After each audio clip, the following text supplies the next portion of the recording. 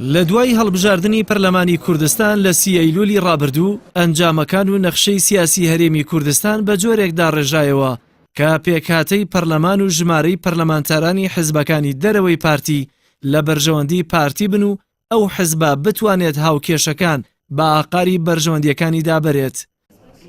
بەپێی زانیاریەکانی پەیام پارتی دەیەوێت پۆستی سەرۆکیەرێم بە دەسەڵاتەکانیەوە بۆ نێچیروان بارزانی کارا بکاتەوە کە بایکۆتەکەی یەکێتی لە لیژنەکە و کۆبوونەوەکانی پەرلەمان کاری پارتی ئاسانتر کردووە.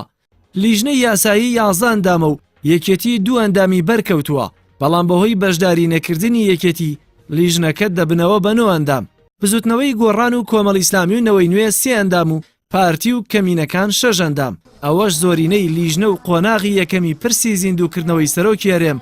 بۆ پارتی یەکلایی کردووەتەوە.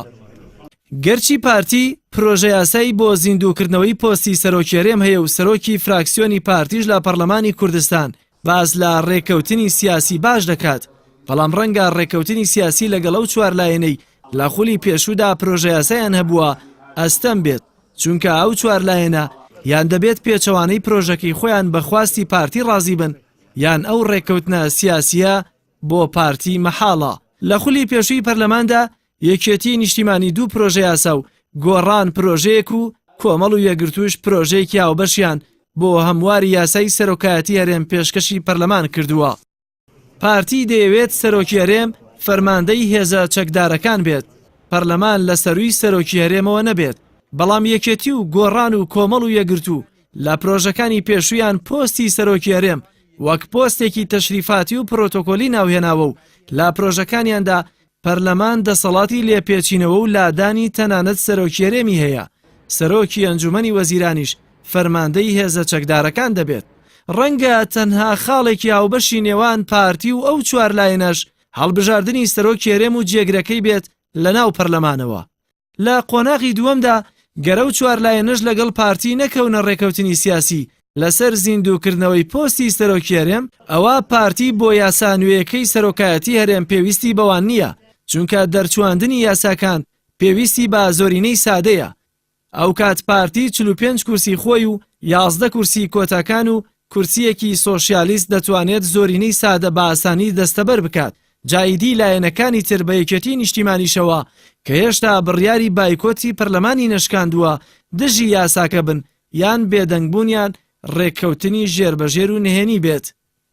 قۆناغی سێم و هەڵبژاردننی نێچیروان بارزانی کاندیدی پارتی و تاکە کاندید بۆ پۆستی سەرۆکی هەرێم کە بەپێی پرۆژە یاسایی هەمواری سەرۆکایەتی هەرێمی زۆرینەی لایەنەکان بێت، پێویستی بە 2 لە سەر 3 دەنگی پەرلەمانتاران دەبێت کە ئەو کات یەکێتی نیشتیمانی بەرپرسیارەتی زیاتر دەکەوێتە ئەستۆی، چونکە بەردەوامی بایکۆتی یەکێتی بەدەستێنانی دەنگی 2 لە سەر 3 ئەندامانی ئامادەبوو بۆ پارتی ئاسانتر دەکات کە بێ یەکێتی و بە ئامادەبوونی هەموو پەرلەمانتارانی دیکە پارتی پێویستی بە 6 دەنگی زۆرینە دەبێت کە دەبێ زیاتر لە 2 دەنگی یەکێک لە لایەنەکانی گۆڕان و نەوەی نوێ و کۆمەڵ و یەکگرتوو دەستەبەر بکات. بەڵام بە ئامادەبوونی یەکێتی لە هۆڵی پەرلەمان شەڕی پارتی بێ ڕێکەوتنی سیاسی لە کۆتایی ڕێگادا دەکەوێتە لێژی گەر پشتی بە ڕێکەوتە نهێنیەکان ئەستور نەبێت. پێکهێنانی لیژنەی یاسایی پەرلەمانیش بەو شێوەیەی ئێستا کە ئەندامەکانی بەپێی بەرکەوتەی هەڵبژاردن دابەش بووە بە تەواوی لە بەرژەوەندی پارتی دیموکراتە و ئەو حیزبە هەوڵ دەدا لەم خولەی پەرلەماندا بە تەواوەتی هەر پرس و یاسایەک لە بەرژەوەندی نەبێ بەو شێوەیەی خواستی ئەو دەیخوازێ هەمواری بکاتەوە.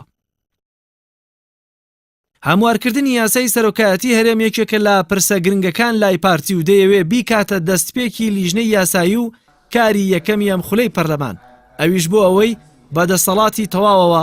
نێچیروان بارزانی پۆستی سەرۆکی هەرێم وەربگرێ و نەبێت تا ئاستەنگ لە بەردەم کابینەی نوێیەمی حکوومەتی هەرێم و سەرۆکەکەیدا